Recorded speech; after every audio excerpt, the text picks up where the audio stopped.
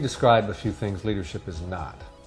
Some people think leadership is having a title, but we know lots of people with titles that are not regarded as good leaders. Sometimes people think it's having power and authority. We've seen a lot of people with power and authority that don't have followers. So what is leadership? Leaders have this quality that they bring forward from other people a sense of possibility for the future, a commitment to take action on behalf of that future. So how do you develop leadership if that's what it is? So if we want to learn to be a leader or develop our leadership or take our leadership to the next level, it's a path of learning. And so many people do what our culture has taught us to do, which is we get new concepts. We read books, maybe take a course. But leadership is a performance art. It's not a domain of scholarship. Knowing about leadership does not make you a leader. Having a leadership model does not make you a leader, right? So if we look at the fact that this is a performance art with certain outcomes, then leadership has to be learned through practice. And in our experience, people who are already effective leaders actually get the biggest results from learning that takes them into a new domain and a new level of practice. Whether you're a manager, an executive, a community leader, someone looking to advance your career as a leader, if you're ready to take your leadership impact to the next level, the Generative Leadership Program is designed to support that.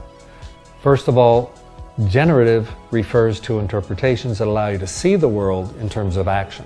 The actions that produce value and results, which is what organizations need to do to exist.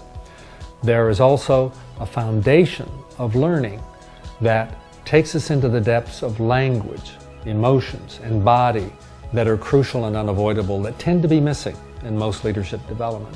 And finally, putting all that together in practices and conversations that allow you to understand what are the practices and actions that produce effective teams, effective strategies, and winning games.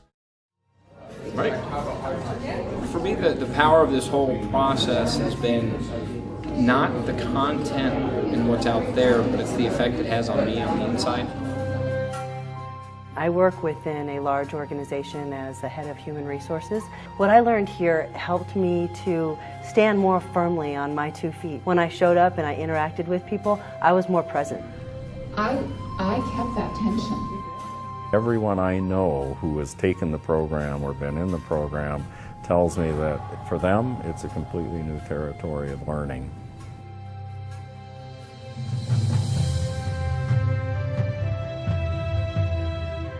The promise of the program is to develop embodied skill, and you can only do that through practice. If people's coaching is about delivering cool concepts, then we're probably not a good investment for them. But if it's building an embodied skill in yourself over time to elevate their leadership impact, it's about people getting in touch with their power to create. And I believe we are most alive when we are creating.